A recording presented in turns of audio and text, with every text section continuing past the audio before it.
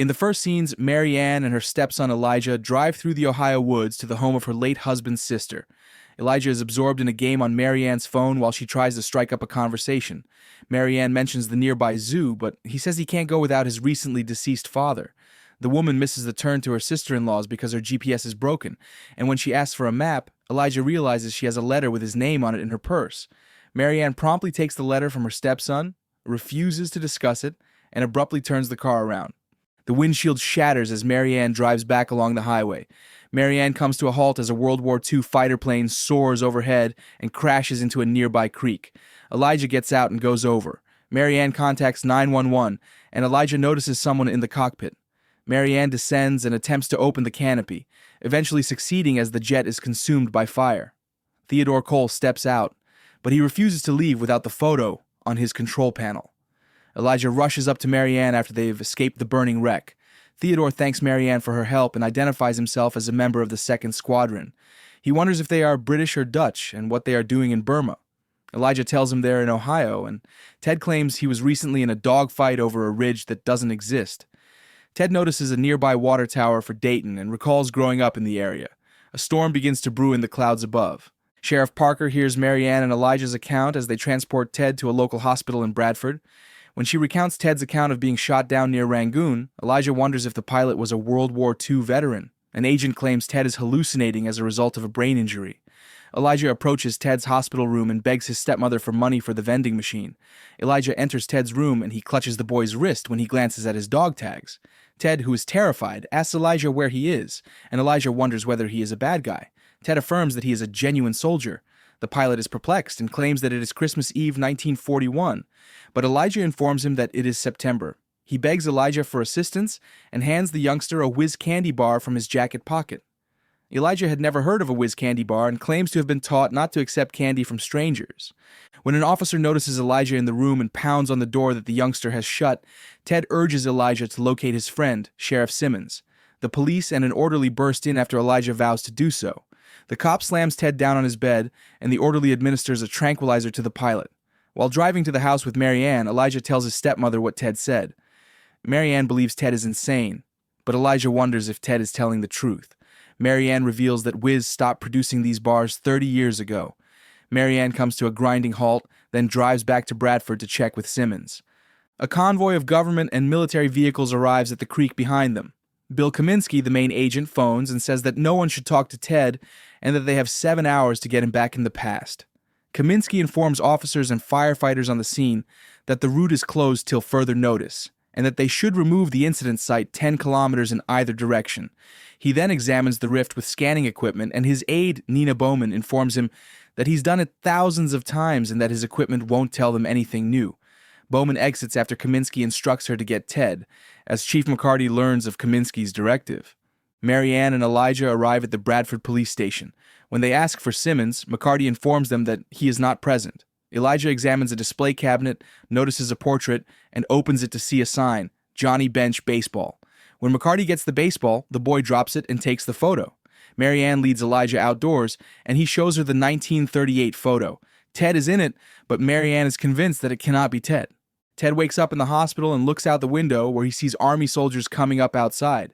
When the orderly comes in to give Ted another sedative, he knocks him unconscious, steals the uniform, and walks out.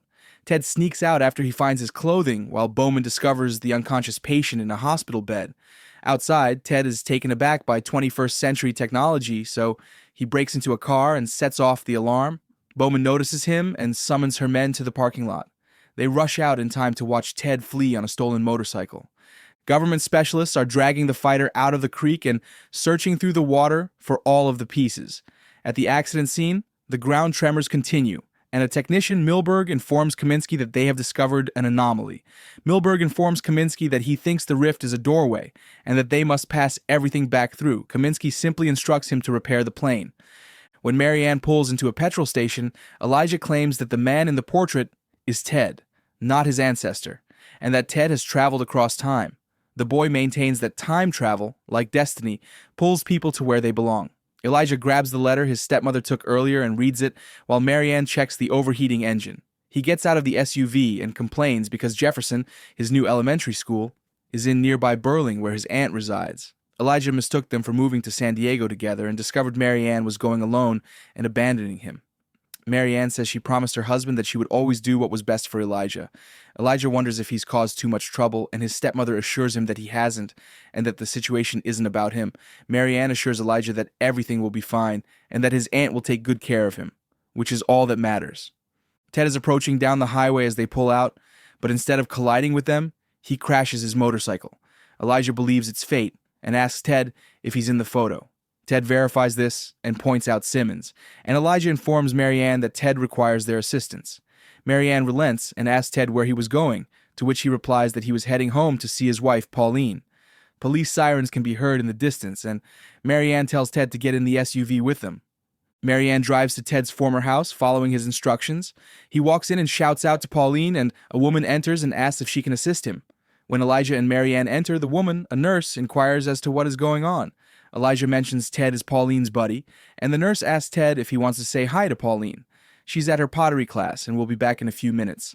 Ted examines the wedding photos of himself and Pauline with her second husband and their children on the wall. He goes outside to wait while Marianne searches for Ted's obituary online. According to the story, Ted crashed the day he came through the rift and was shot and died while attempting to elude capture.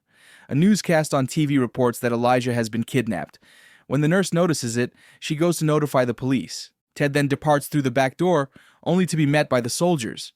He shuts the back door as Kaminsky summons Ted on a loudspeaker.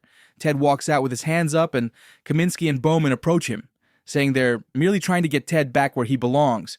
The ground shakes, and Bowman claims it's a seismic disturbance caused by Ted's presence. Kaminsky reveals that Ted has traveled into the future, and that they must act quickly. Elijah rushes out and informs Ted that he died in Burma before leading Ted to the SUV. As Ted locks the doors, the others rush over, and Marianne yells to Elijah to get out. Ted drives through neighboring backyards. The soldiers follow him, and Ted comes onto an old moonshiner's road he recognizes. They are pursued, but a tire blows out. Ted runs over to an ancient house after seeing something across a nearby river. Ted leads Elijah there, telling him that it's where he and Pauline last danced before he shipped off. Ted then informs Elijah that he never said farewell because of superstition and inquires about his obituary. Elijah tells how Ted is supposed to have crashed and died while fleeing captivity. Ted says as they walk that he doesn't belong there and that he should go back, whereas Elijah belongs with Marianne. The youngster claims that his stepmother simply wishes to put him off with his aunt and that he and Ted have nowhere to go. Elijah believes they must keep moving, but Ted asks what the point is because Pauline has moved on and spent her entire life with someone else. He questions if he must die, but Elijah assures him that he cannot. Ted wonders why it is so essential to the youngster that he lives, and Elijah shows Ted a picture of his father and says that he died a year ago in the Afghan war.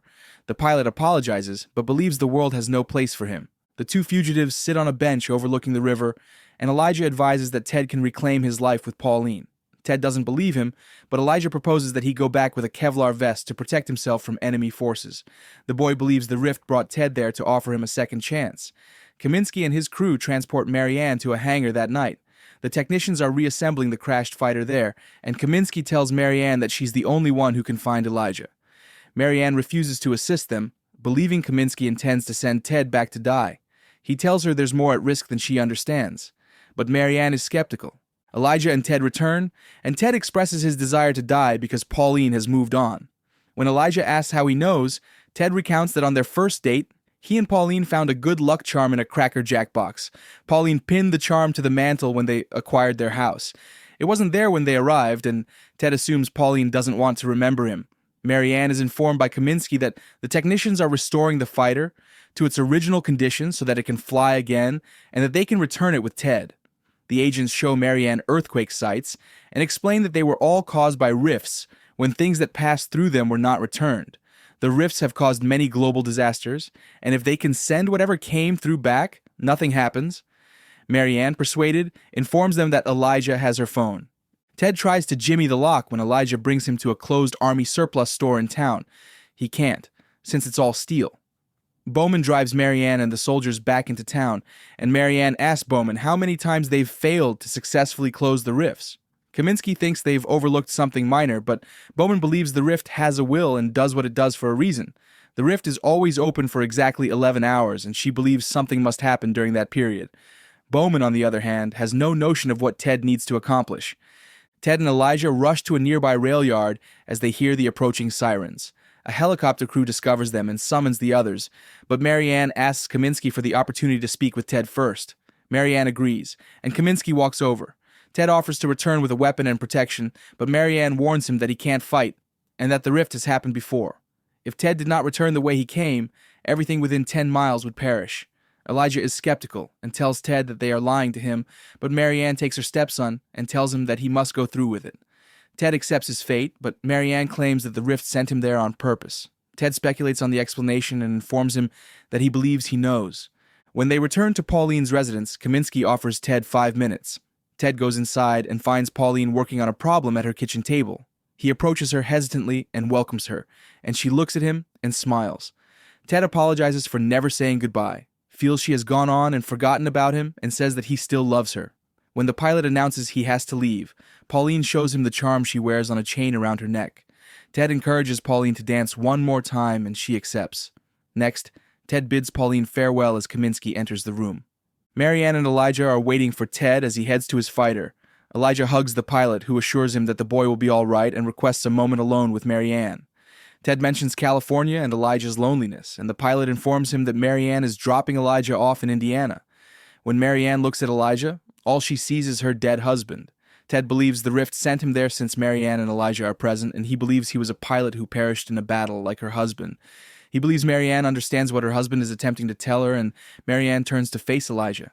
Kaminsky wishes Ted the best of luck. Ted, realizing he has forgotten anything, requests the candy bar from Elijah. Elijah confesses to eating it and hands Ted the empty wrapper. It's too late to flee, but Ted claims that the rift isn't about stealing a candy bar, but about doing what it wants them to do. He insists that their strategy will succeed and boards his fighter, flying towards the rift while glancing at his photo of Pauline. The rift closes behind him and disappears. Marianne and Elijah exchange hugs before walking away. Marianne and Elijah drove to San Diego together the next day. In the end, Elijah smiles as he stares up at the sky. And that's a wrap-up. Share your thoughts about the movie using hashtag #MoRecap. Stay tuned. See you next time.